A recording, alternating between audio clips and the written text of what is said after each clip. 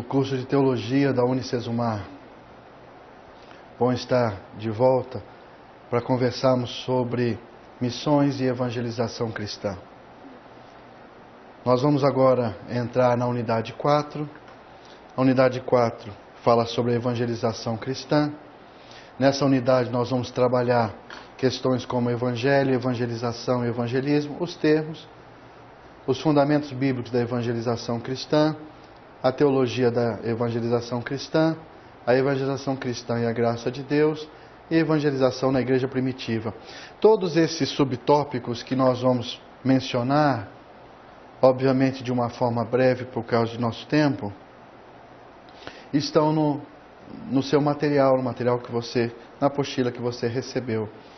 Mas eu quero ressaltar também que para ajudar no seu entendimento sobre esses assuntos, você tem citações de materiais que são bastante oportunos para a sua leitura, são chamadas de leituras complementares que você tem aqui na citação do próprio material.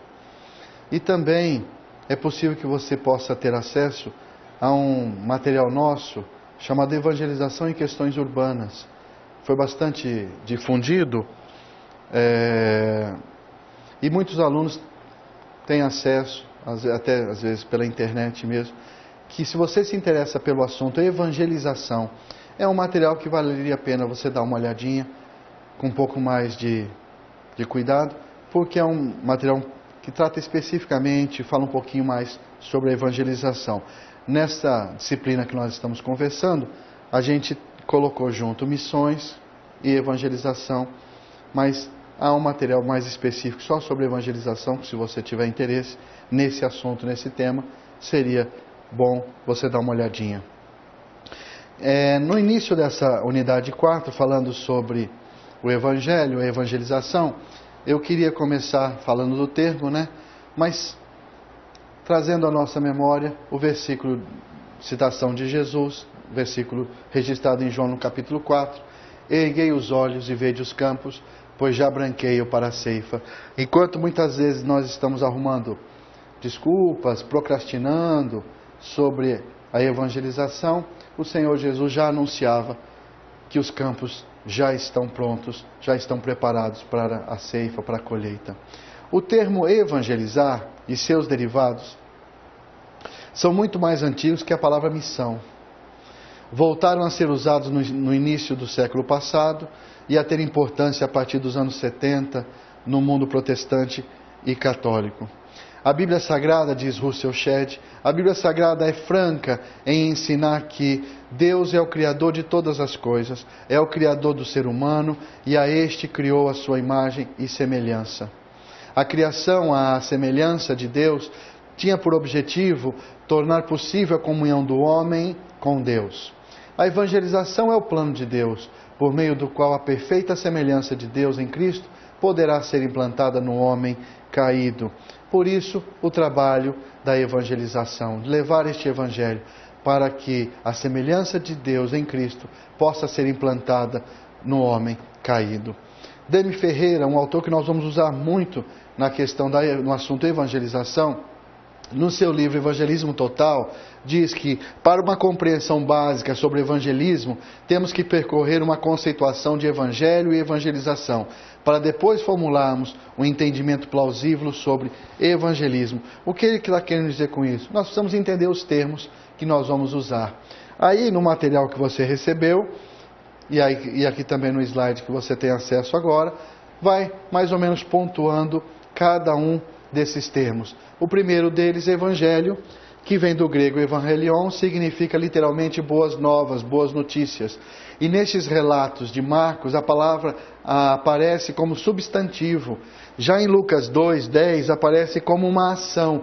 Mas o anjo lhes disse, não tenham medo, estou lhes trazendo boas novas, de grande alegria. E essa grande alegria que os anjos estavam trazendo são para todo o povo. No hebraico, o termo correspondente significa proclamar boas novas, ou seja, trazer novas notícias de vitória. O termo evangelização a evangelização é a ação de evangelizar. Então, é uma ação. Disse um autor que evangelizar poderia ser definido como um mendigo dizer a outro mendigo onde conseguir alimento, onde conseguir pão. A evangelização é uma ação que realiza.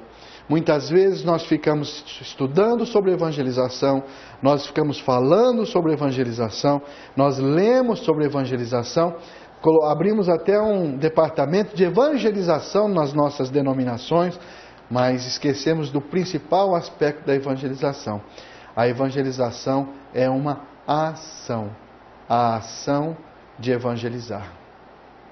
Há tempos atrás eu fui chamado para estar numa igreja, numa conferência de missões e evangelização, e foi muito interessante. Havia todo um culto especial, uma celebração, havia cartazes, versículos colados por todos os cantos, e a gente foi convidado a dar uma palavra. E por quê? Porque estava se celebrando 1 ano do departamento de evangelização e missão daquela denominação. E por incrível que pareça, embora o departamento já existia há 1 ano e estava celebrando ali um aniversário, nunca havia sido feito uma ação evangelística sequer. Comemoravam 1 ano de um departamento que até então não havia feito nada a não ser se autofundar e ficar ali em reuniões e discussões de como fazer, quando fazer, de que jeito fazer, com que dinheiro fazer, com que pessoas fazer. E eram reuniões mensais, e não faltou reuniões, e não faltou conversa, e não faltou cartaz, e não faltou uma celebração. O único detalhe é que no meio de toda aquela celebração não havia um evangelizado, não havia ninguém que tinha sido alcançado por aquele departamento. Muito triste. Sinceramente, não havia o que celebrar. Evangelização é a ação de comunicar o Evangelho, visando levar Jesus aos perdidos para que sejam salvos por seu amor e graça. Devemos perceber que a palavra evangelizar é diferente de pregar, porque nem toda pregação é evangelização. Há, por exemplo, pregações de ensino, há, por exemplo, pregações de correção. Dar lugar, gosto muito desse parágrafo, por isso que coloquei no material e faço questão de reforçar aqui. Dar lugar em sua vida para vizinhos não cristãos exige esforço, ideias e às vezes risco. É mais difícil se construírem pontes do que paredes, mas isso não altera uma realidade.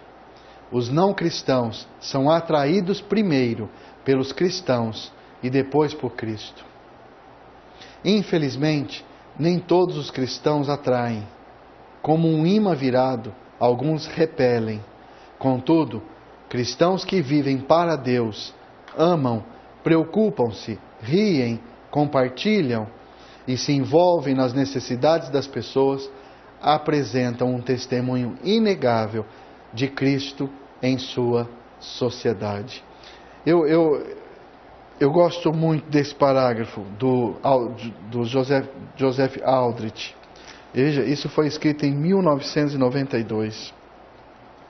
O livro é chamado Amizade, a chave da evangelização. Veja que dar lugar na vida para essas pessoas é muito complexo. E nós temos tido muito tempo para fazer paredes e muito pouco empenho em fazer pontes, em nos comunicar. E ele diz assim algo muito importante: muitos cristãos não atraem, repelem. Pense um pouquinho na tua vida e no ambiente onde você circula, até no meio religioso que você participa e frequenta.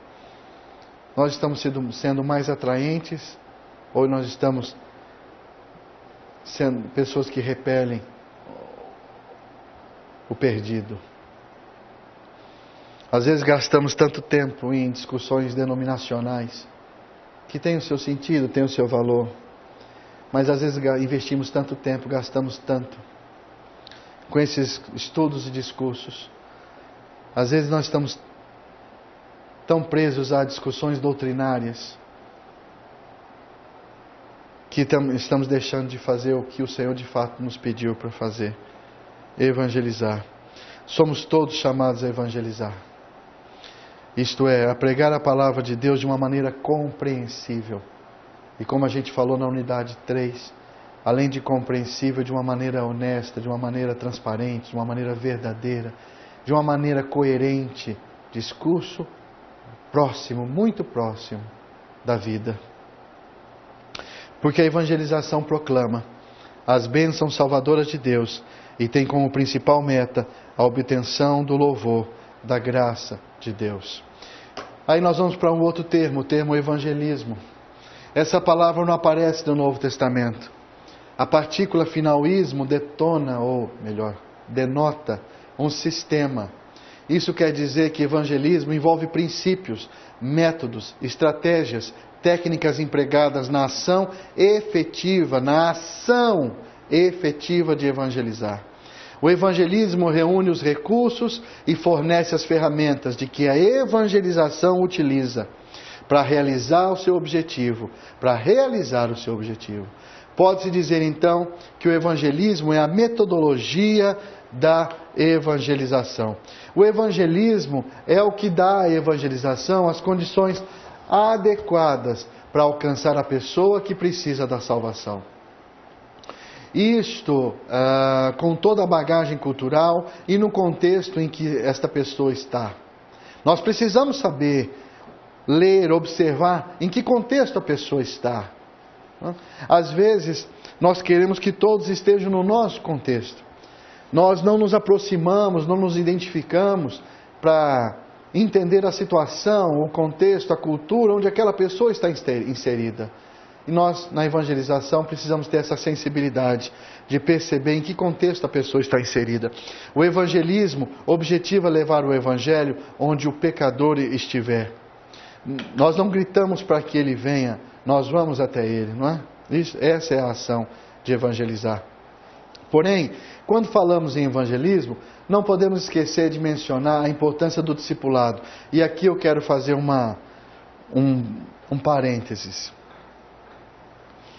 Em muitos lugares que se fala sobre evangelismo, sobre a missão, há todo um aparato, há todo um entendimento, há toda uma disposição, em alguns lugares até para a questão da evangelização. E são reuniões de culto específicas com o tema de evangelização. Aí os jovens fazem lá o culto do amigo, o Ministério Infantil faz lá uma atividade para que crianças e pais possam participar. A igreja faz lá as suas reuniões específicas, às vezes oferecendo reuniões para empresários, para autônomos, chamando aquelas pessoas através de uma linguagem mais específica. Há igrejas que fazem lá os seus cultos de família, de evangelização propriamente dito, todos eles com o intento de alcançar, de evangelizar, de comunicar. Há outras denominações, talvez com um pouco mais de potencial econômico, fazem grandes cruzadas, grandes movimentos nas suas cidades, né? Grandes palanques em grandes praças e grande potência de som. Às vezes trazem pessoas mais famosas, convidadas. Há todo um aparato, há todo um empreendimento, há todo um investimento de pessoal, de recursos financeiros, para que essas grandes cruzadas, esses grandes momentos aconteçam. E não vai aqui da minha parte nenhuma objeção a essas questões. Mas para efeito de nosso raciocínio, nossa reflexão, como conteúdo de aula, eu quero chamar a sua atenção para isso que foi colocado na frase que nós estamos lendo. Quando falamos de evangelismo, não podemos esquecer de mencionar a importância do discipulado. O que a gente percebe, infelizmente, muitas vezes, é que há todo esse aparato evangelístico, há todo um barulho evangelístico, mas não há uma sequência, né? Quantas vezes a gente vai em determinados eventos, grandes eventos, e você vê lá que a gente ministra e aí são chamadas pessoas à frente, é feito um convite para que elas venham à frente para receber o Senhor, e muitos são tocados e muitos vêm à frente, e em alguns poucos lugares é feito todo um envio de pessoas com um papelzinho, e ali registram o nome, e ali registram o telefone, e ali perguntam se aceitam uma visita.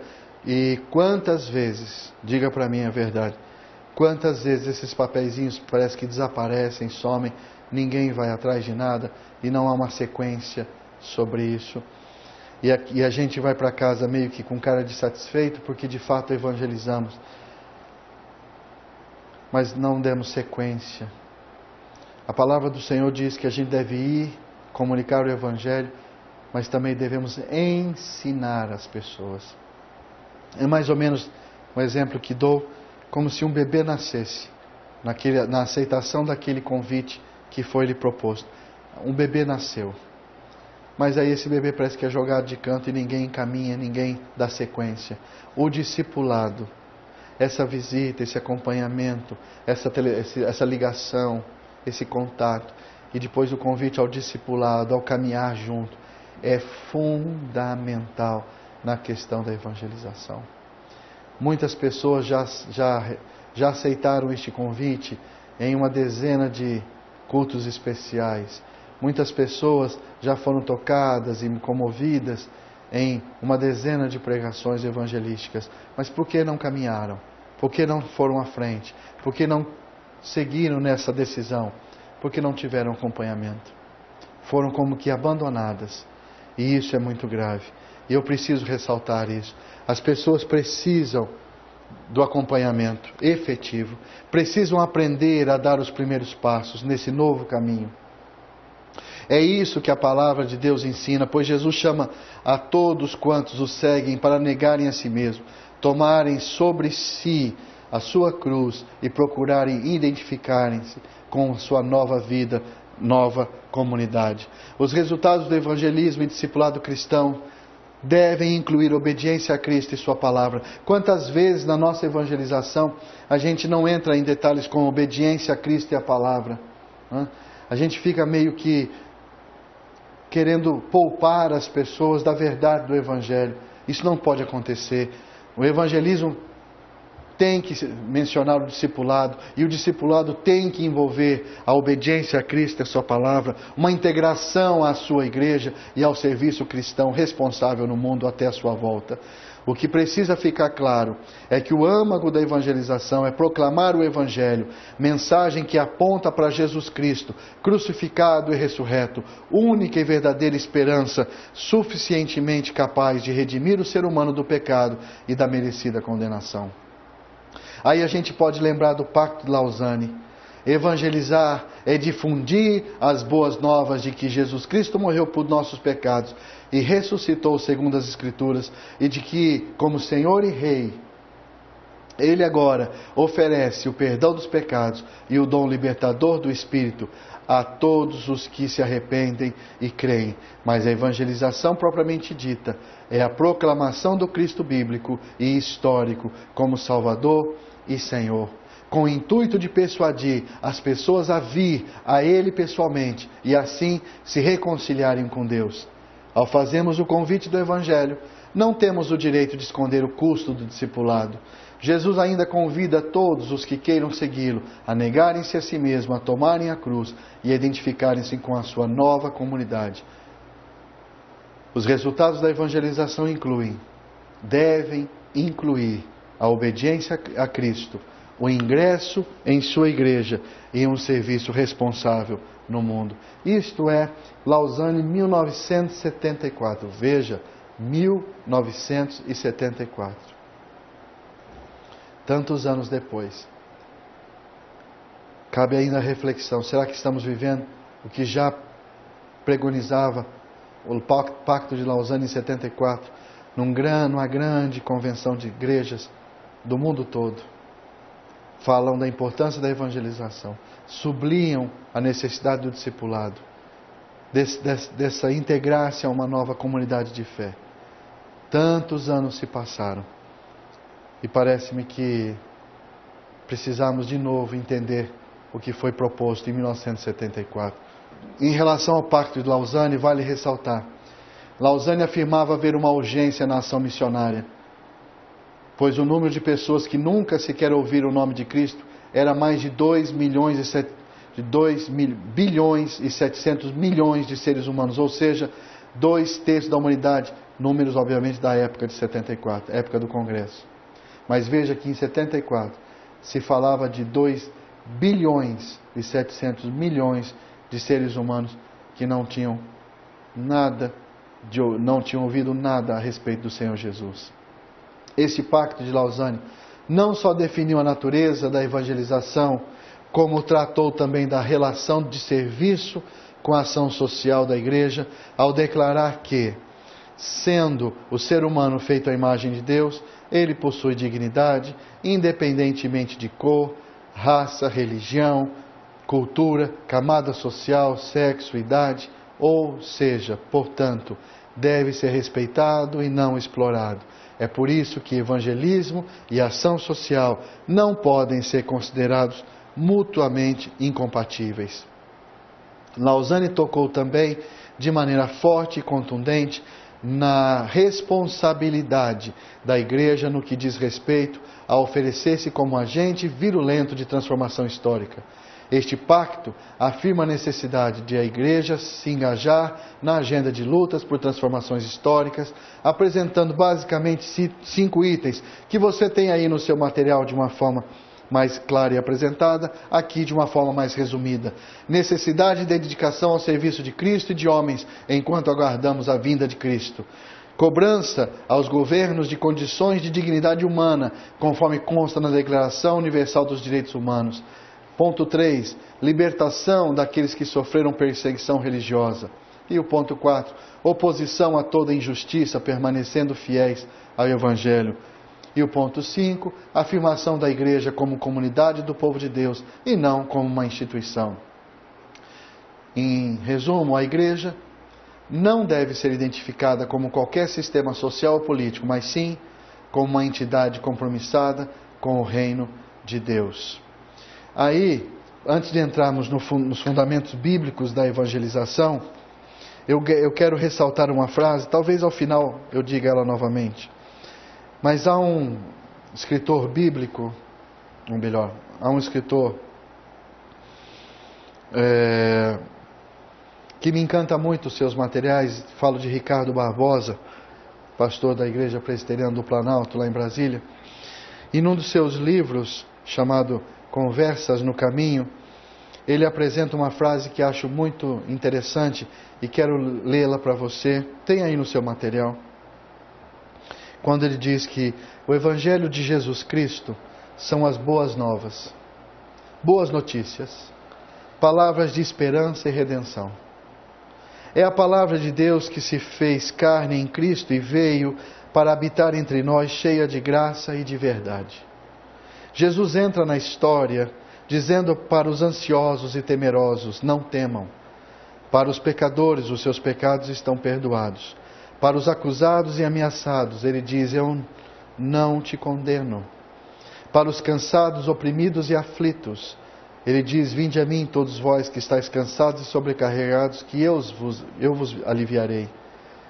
São palavras que salvam, trazem de volta a esperança e criam uma nova comunidade. Veja que a evangelização, que são essas boas novas, essas boas notícias, são as palavras que vão salvando, porque são palavras de Cristo, são palavras encarnadas, salvam, trazem de volta a esperança e criam uma nova comunidade calcada nessas palavras de vida, de paz, de salvação, de rendição, de esperança. Não sei quantas vezes o Evangelho tem sido anunciado com esperança. Não sei quantas vezes o Evangelho não tem sido apresentado como palavra da graça e da verdade. Não sei em quantos lugares o Evangelho tem sido anunciado no sentido de não temam, seus pecados estão perdoados, não te condeno, vinde a mim. Eu não sei quantas vezes o Evangelho tem sido desvirtuado daquilo que Cristo nos pediu para tantas outras questões e tantas outras burocracias religiosas. Vale a pena pensar sobre isso. Por isso que nós apresentamos um capítulo que diz os fundamentos bíblicos da evangelização. Porque é muito importante Nós vamos apresentar aqui alguns princípios bíblicos que a gente entende muito importante. Começamos dizendo que a Bíblia Sagrada é franca em ensinar que Deus é o Criador de todas as coisas, é o Criador do ser humano, e a este criou a sua imagem e semelhança. A criação à semelhança de Deus tinha por objetivo tornar possível a comunhão do homem com Deus. A evangelização é o plano de Deus, por meio do qual a perfeita semelhança de Deus em Cristo poderá ser implantada no homem caído.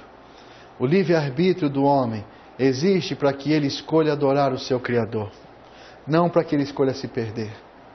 Quem nos favoreceu com uma explicação sobre esta questão do livre-arbítrio foi Santo Agostinho, onde entendemos a partir de suas explanações que de todas as faculdades humanas, a mais importante é a vontade, pois sendo essencialmente criadora e livre, possibilita ao homem aproximar-se ou afastar-se de Deus.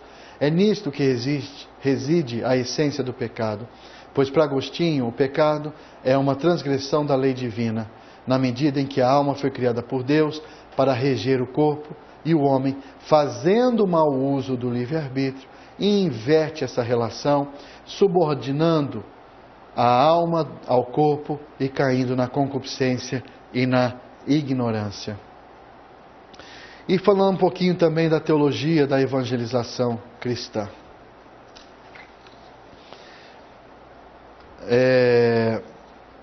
Quando a gente cita o Santo Agostinho, que trabalhou um material bastante específico sobre o livre-arbítrio, vale a pena a gente considerar que essa liberdade que Deus nos deu não deve ser uma liberdade para que a gente se perca.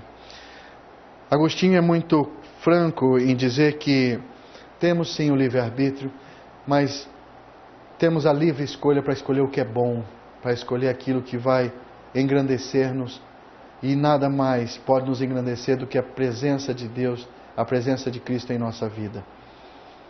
A gente não pode usar da ideia de liberdade para o erro, não é? A Bíblia diz: não useis da liberdade que o Senhor lhes deu para que vocês voltem de novo à escravidão. Isso é um ponto que deve ser considerado também na comunicação da evangelização, não é? As pessoas não podem usar, não devem usar da liberdade que receberam do Senhor para se perderem nessa liberdade, não é? Aí vale a pena ampliar essa reflexão. Nós não temos tempo aqui para isso, mas nós temos sempre a opção de escolher pelo bem, pelo escolher, como diz Agostinho, pelo sumo bem. E isso também deve ser despertado, porque a evangelização é isso. A evangelização é uma oportunidade que Deus nos dá para que a gente coloque a nossa vontade no caminho certo, no caminho de ouvi-lo, de atendê-lo, de nos entregarmos a Ele, de recebermos o seu perdão, de começarmos uma nova vida. Quero falar também um pouquinho sobre a teologia da evangelização cristã. As boas novas proclamadas na evangelização é o que Deus preparou como solução para o homem perdido, para o homem morto, morto em seus delitos e pecados. Desde o princípio, quando o pecado, quando a desobediência entrou no mundo, Deus deixou claro que Satanás não teria a palavra final. Essa é a base da teologia da evangelização cristã. A evangelização cristã tem essa base teológica de que Deus é o soberano, de que Deus é o Senhor, de que Deus tem a palavra final. A Bíblia Sagrada traz em suas páginas a narrativa da história da salvação. Apresenta de forma contundente a resposta divina à maldade do homem por meio de ações e convites redentores. A teologia da evangelização aponta para uma verdade inquestionável: Jesus Cristo é o único caminho para a salvação. Então, se alguém lhe perguntar qual é a base da teologia da evangelização, qual é o fundamento da teologia da evangelização? Bom, a base, o fundamento é a palavra de Deus, é a Bíblia Sagrada. E a Bíblia Sagrada é franca, contundente em comunicar que o único e suficiente mediador, o único caminho, o Salvador eficaz e eficiente, e que não há outro, nenhum outro caminho, nenhum outro mediador, ou filosofia, ou religião, ou sistema que leve uma pessoa ao encontro de Deus verdadeiro. A teologia da evangelização é clara em afirmar: Jesus Cristo é o único caminho. Disso não tem como se discordar, disso não temos como discutir. Essa é a essência, essa é a base da teologia da evangelização. A afirmação contundente, categórica, de que Jesus Cristo é o único mediador, o suficiente mediador, o único caminho. Veja, Jesus não é um caminho. Na perspectiva bíblica, Ele é o caminho. A teologia da evangelização aponta para essa verdade inquestionável. Jesus Cristo é o único caminho para a salvação. João registrou as palavras de Jesus dizendo: eu sou o caminho, a verdade e a vida, e ninguém vem ao Pai senão por mim. Não é um caminho, e sim o caminho. O apóstolo Paulo, instruindo a Timóteo, é veemente em afirmar: isso é bom e agradável perante Deus, o nosso Salvador, que deseja que todos os homens sejam salvos e cheguem ao conhecimento da verdade. Pois há um só Deus, um só mediador entre Deus e os homens, o homem Cristo Jesus, o qual se entregou a si mesmo como resgate por todos. Este foi o testemunho dado em seu próprio tempo. Esta centralidade na pessoa de Jesus Cristo aparece também na pregação de Pedro, lá no Sinédrio, quando ele diz: não há salvação em nenhum outro, pois debaixo do céu não há nenhum outro nome dado aos homens pelo qual devamos ser salvos.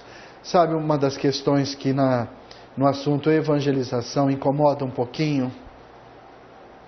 Nós estamos vivendo uma pós-modernidade, e na pós-modernidade uma das suas marcas, uma das suas características é a questão do relativismo. A frase contundente do relativismo é que tudo é relativo. E a frase religiosa do relativismo é: todos os caminhos levam a Deus. Pois bem, cuidado. Porque nós, apurando sobre a teologia da evangelização, pensando sobre a teologia da evangelização, que se fundamenta na palavra do Senhor, nesse fundamento, nós não podemos concordar com esse relativismo. Sei o quanto é difícil evangelizar nesses dias, por causa exatamente de questões como o relativismo, o antropocentrismo, o hedonismo, essas características da pós-modernidade que são bastante contundentes. Mas veja, nós não podemos cair no relativismo. Nós devemos pregar o absoluto. Cristo é o único caminho. É óbvio que nós temos um público envolvido no relativismo, mas a pregação é do absoluto, para ouvir dos relativistas. Nós precisamos viver de uma forma tão legítima, tão particular, essa questão da centralidade em Cristo, que é esta centralidade, que é esta vida na centralidade de Cristo, que vai legitimar o nosso discurso. Agora veja, as pessoas hoje acreditam em muita coisa. Acreditam que tem coisa demais. Acreditam em símbolos, em ventos, em energias e em tantas outras coisas. Nós precisamos ter isso muito claro. Nós não podemos boicotar, nós não podemos desprezar a verdade única do Evangelho. Jesus Cristo é o único e suficiente Salvador. A gente não pode relativizar isso de forma alguma. Essa centralidade na pessoa de Jesus Cristo aparece também na pregação de Pedro, quando ele afirma: não há salvação em nenhum outro. Nós também temos que ter essa convicção no nosso discurso. Não há salvação em nenhum outro. A teologia da evangelização é clara em afirmar: Jesus Cristo é o único e suficiente mediador, o único caminho, salvador eficaz. Nós temos falado sobre isso. Cuidado com esse relativismo que está por todo lugar. Falar um pouquinho da evangelização cristã e da graça de Deus, né?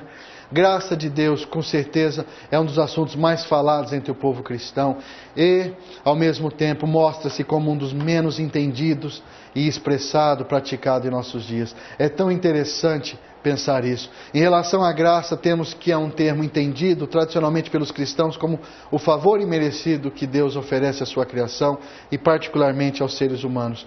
Os cristãos consideram a graça divina como preeminentemente estendida aos homens na encarnação, morte e ressurreição de Jesus Cristo, por meio dos quais Ele expia os pecados e possibilita a vida eterna a seu lado. Graça envolve outros assuntos tais como o perdão, a salvação, a regeneração, o arrependimento, a vida e o amor de Deus. O termo graça vem do latim gratia, ou especificamente no sentido bíblico, o termo vem do grego charis, caris, que basicamente dá o sentido de favor, benevolência. Em resumo, podemos entender graça como favor imerecido, benefício não obtido por serviços, bondade recebida gratuitamente, o dom maravilhoso de Deus, perdão dos pecados e capacidade de viver com dignidade no presente e com esperança para o futuro. Ou seja, a graça é o favor que se dispensa ou se recebe de alguém. No sentido bíblico, é o favor que os homens não merecem, mas que Deus livremente lhes concede. Esta graça divina é o segredo maior da redenção, experiência de vida e união com Deus, acompanhado da paz, alegria e segurança. Eu quero só fazer um parênteses antes de dar uma continuidade. Nosso tempo já vai se encaminhando. Mas graça é um assunto bastante interessante no meio da igreja, porque é fartamente cantado, é fartamente falado, e as pessoas muitas vezes são evangelizadas na base do assunto graça. E elas recebem essa palavra e elas se entregam a essa convicção de que a graça do Senhor os tocou. Então há todo um discurso de entrada dessa nova pessoa, há todo um discurso de entrada baseado na graça. Porém, me parece que quando a pessoa começa a conviver conosco e qualquer coisa acontece, imediatamente a graça é deixada de lado e começa a se trabalhar com a lei. Não sei se me faço compreender quando digo isso a você, mas parece que de uma forma muito ligeira a gente tem deixado a graça de lado e assumido aspectos da lei muito rigorosos e as pessoas às vezes ficam muito confusas. Eu tenho a oportunidade de atender pessoas e trabalho em aconselhamento pastoral e talvez seja isso que me ocupe mais durante o dia na vida da congregação. E às vezes eu sou confrontado com esse tipo de situação onde as pessoas dizem: olha, eu fui a tal lugar e pregaram a mim sobre tal assunto, e falaram do Senhor Jesus, e falaram da graça, do amor, do perdão, da misericórdia. Isso tudo, esse discurso todo me encantou muito, e eu precisando disso, e eu entendendo a necessidade que eu precisava disso, eu aceitei a isso tudo, me converti a isso tudo. Mas passado algum tempo depois, em uma situação ou outra, parece que o discurso muda, parece que os olhares são diferenciados, já não há mais graça, já parece que já não há mais o perdão, a misericórdia, assim o rigor de uma lei muito rigorosa, há um doutrinamento muito pesado. Nós precisamos encontrar um equilíbrio entre essas coisas, mas é verdade o que muitos estão dizendo. Cadê aquele discurso que falaram há domingos atrás, de tanto amor, de tanta graça, de tanta misericórdia? Cadê aquele discurso? Cadê aquele abraço, cadê aquele sorriso, cadê aquele carinho? Parece que agora os olhares estão diferentes, parece que agora são reuniões e julgamentos e condenações. Vale a pena observar. Falar um pouquinho da evangelização na igreja primitiva, aí a gente já vai para o nosso tempo do encerramento, mas a gente fez questão de trazer como aspecto histórico para vocês um pouquinho da questão da igreja primitiva.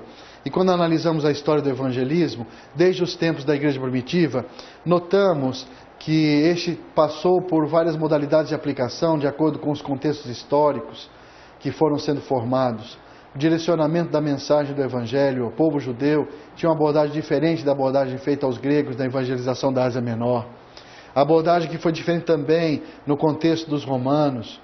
Quando se quer tratar desse tema, a evangelização na igreja primitiva, em nossa opinião, quem melhor escreve sobre esse assunto é Michael Green, sua pesquisa e forma de apresentação nos traz informações valiosíssimas e nos chamam para uma reflexão que deve nos levar a um bom entendimento sobre o tema. No material a gente cita um bocadinho dele, mas há um livro que fala da evangelização na igreja primitiva, de Michael Green. Se você tiver acesso a esse material, é muito rico, vale a pena ser lido. Mas aqui a gente vai pontuar algumas questões. Algo importante para salientarmos é em relação à conversão cristã no âmbito da igreja primitiva. A conversão cristã foi algo bastante difícil de ser entendido no primeiro século. E Green aponta 3 razões, pelo menos 3 razões que ele entende que dificultaram o entendimento dos gregos na época da evangelização da igreja primitiva. E olha se esses mesmos aspectos não acontecem hoje. O primeiro, os helênicos não achavam que era necessário ter uma crença para participar de um culto, ou seja, uma dificuldade de abrir mão do politeísmo. E isso, eu não sei se mudou muito para os nossos dias, sinceramente, porque nós temos hoje um grupo de pessoas sendo evangelizadas e elas mostram essa grande dificuldade de ter uma crença específica, de se entregarem ao Senhor. Nesse mundo do relativismo, elas parecem que querem somar crenças, como os gregos fizeram lá no tempo histórico, somar crenças. Não é? Então, participam do culto lá na sua igreja, vão na reunião de oração, mas também vão em outro lugar, e outro lugar, e outro lugar, e assistem uma mensagem aqui, uma palavra lá, um filme ali, e parece que a fé dessas pessoas ela é bastante maculada por essa mistura toda. E essa mistura toda pode causar um problema muito sério. Mas nós temos visto hoje uma grande dificuldade das pessoas abrirem mão desse politeísmo, dessa soma de crenças e religiões e filosofias e se identificarem com a palavra do Senhor suficientemente base. Também outro aspecto que o Green cita é que os helênicos não consideravam a ética como parte da religião. Não havia quase nenhuma importância para o comportamento se uma pessoa era adoradora de Mitras ou de Ísis. Os seus cultos exigiam apenas pureza ritual, ou seja, grande dificuldade de entender a necessidade de mudança de vida, de uma transformação efetiva. E é outro aspecto que eu acho muito contundente para os nossos dias também. Muitas vezes as pessoas estão participando da igreja, estão participando de cultos especiais, elas estão ali dia após dia e participam de reuniões, de oração e tudo, mas a vida delas não é transformada. A vida delas não altera em coisa alguma, a não ser uma agenda que agora tem um compromisso outro durante a semana no meio da igreja. Isso que o Green ressalta dos helênicos, eles entendiam que a ética, que a transformação de vida não fazia parte da religião. Por quê? Porque nos seus cultos helênicos, essa santificação acontecia na porta de um templo por um ritual básico, como por exemplo o lavar as mãos ou uma forma de um certo benzimento qualquer, onde dali para frente a pessoa estava purificada e ela podia participar de daquele mundo do sagrado. Mas lá fora, o dito mundo do profano não alterava, ela podia viver a vida que vivesse, fazer as trambicagens que quisesse fazer, as deslealdades que fizesse. E aí, quando ela voltasse novamente para a presença do sagrado, faria mais um ritual como esse, de um lavar, e eles estavam ali participando. Quantas vezes a gente encontra pessoas no universo da igreja vivendo de uma forma muito semelhante a isso? Parece que a vida que levam lá fora não tem nada a ver com a vida que tem ali dentro da comunidade de fé. E isso é grave. Isso deve ser chamado a atenção. Nós precisamos aprender com a história e nós não podemos deixar que erros aconteçam novamente. Quantas vezes nós somos surpreendidos com essa falta de testemunho? E isso é muito sério, isso é muito grave. E nós precisamos entender que a transformação não é só no discurso, mas é uma transformação de vida. E um terceiro aspecto que o autor apresenta é a ideia de conversão. Também foi surpreendente para eles por causa da exigência de exclusividade que ela fazia aos seus devotos. Isso porque os cristãos tinham que pertencer de corpo e alma a Jesus, que era chamado seu dono. E essa questão de ser seu dono, de ser servo, também era muito difícil para os gregos. E talvez nos nossos dias essa entrega total de corpo e alma e espírito também seja bastante complicada para que as pessoas que nós estamos evangelizando possam entender. O segundo grande instrumento da evangelização é a palavra de Deus. E não é exagero dizer que a palavra é o principal instrumento da missão evangelizadora da igreja, sob o poder do Espírito Santo. E a palavra que eles anunciavam lá na igreja primitiva, era baseado em 3 pontos básicos e importantes que devem nos fazer refletir. Eles pregavam uma pessoa. A sua mensagem era abertamente cristocêntrica. Eles pregavam um dom, o dom do perdão, o dom do Espírito, o dom da adoção, o dom da reconciliação, ou seja, o dom do amor. E eles esperavam uma resposta. Eles pregavam uma pessoa. Eles pregavam o dom do amor e eles esperavam uma resposta positiva dessas pessoas. Qual é a resposta que nós estamos esperando, né?